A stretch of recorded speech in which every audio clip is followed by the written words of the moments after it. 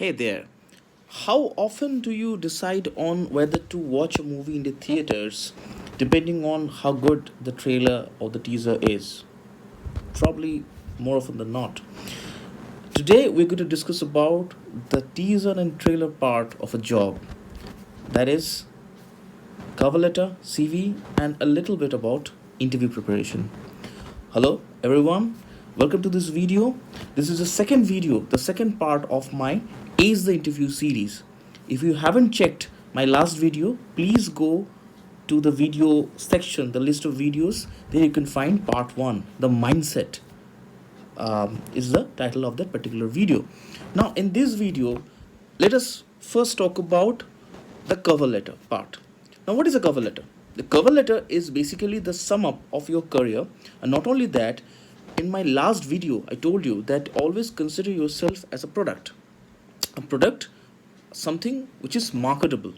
Now your potential recruiters are also your potential customers, so you need to sell the services you offer to the potential customer, which is why for the cover letter part we consider not only the sum up of your career but also what are the services you can add or the values you can add to the company which you are applying for. Now last year around this time I was at IIT Patna participating in a workshop. The workshop title was effective communication skills and presentation skills. So basically, there I was asked to draft my own cover letter, which I'll show you in a moment. Now, you can see this. I'm sure you can see the entire thing. You can take a screenshot or you can pause the video to go through the entire cover letter part. Now, once we are done, we can actually discuss about a few key points. First of all, if you have gone through already, if you have gone through the cover letter already, you can see not only I am summarizing my career as an assistant professor or assistant master, but also I am claiming that I am a very amicable person. Having me over in your staff room, it's going to change the entire mood, the overall mood of your staff room, and I can train people to train others, and I can make people employable. Being employable, I discussed it regarding this particular employability thing in my last video. You can go and check out again. Now, having said a little bit, discussed a little bit about cover letter, now let us move on to our CV part. Now in my last video I discussed about the difference between TOEFL and IELTS. Now in this video I'll be differentiating between a CV and a resume. Well, CV stands for curriculum vitae. It's basically Latin word which stands for course of life. Whereas resume is basically a French word. It's to sum up. It stands for to sum up. Resume is basically 2 to 3 page long, whereas CV, curriculum vitae, is basically you can write 5, 6, even 10 pages. So it's a longer version of the resume. Now, since we are done with the main differences, now let us talk about the CV in detail. Now, CV is that trailer of your job part where, as a recruiter, if I was the recruiter, I would judge your career in a nutshell. Now, let us talk a little bit about the do's and don'ts regarding a CV. First of all, do not or maybe refrain from writing or drafting too large, too long, or maybe too short CVs, because it's not good.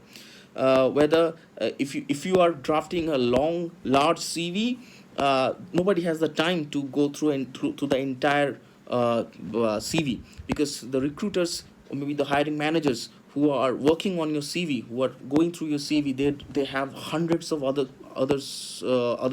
CVs to look after. So basically, whatever is needed, whatever little is needed, do work on them only.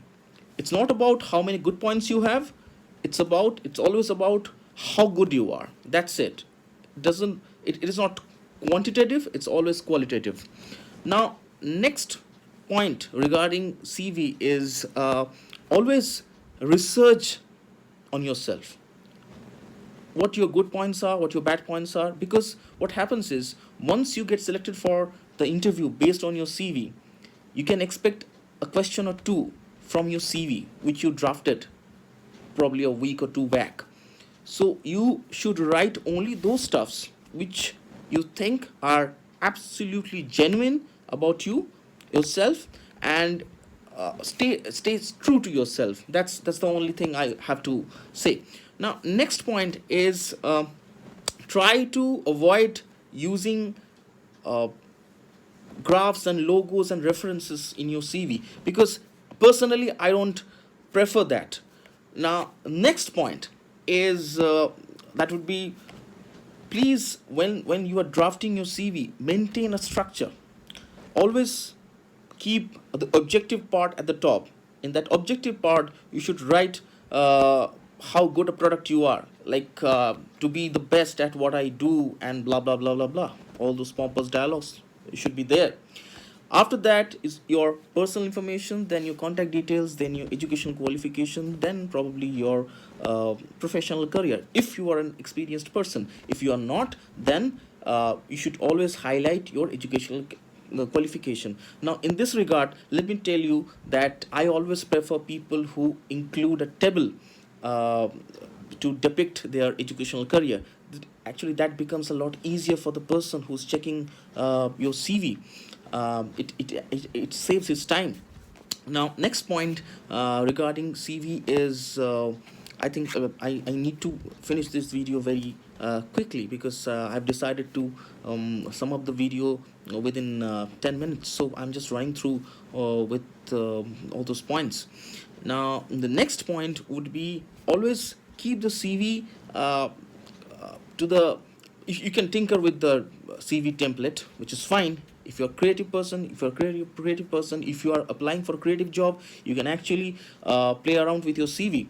But black doesn't go out of fashion. So my request to you would be, if you are into academics, always stay focused on your black and white format. That is white page and black Times New Roman style, font style, and 12 should be the font size. That's the standard. Now, next point would be, always, I already mentioned it in this video of mine, I don't prefer using references. You should be good enough. Your career, your CV should be good enough to hold you true to yourself. So avoid using your photographs or your references on the CV, because until and unless the company has asked you to do so. My next point, and probably we are at the very fag end of this particular video, last but not the least, regarding CV, let me tell you one thing, that CV is basically that golden key to your interview. Now, regarding interview, my one or two points I want to mention today is, basically in that interview, you would be asked questions regarding your choices that you have made so far, the CV you have presented to that HR manager. All's fine, all's done. But you, as a person, my friend, you are more than your CV. The CV should not be the person you are.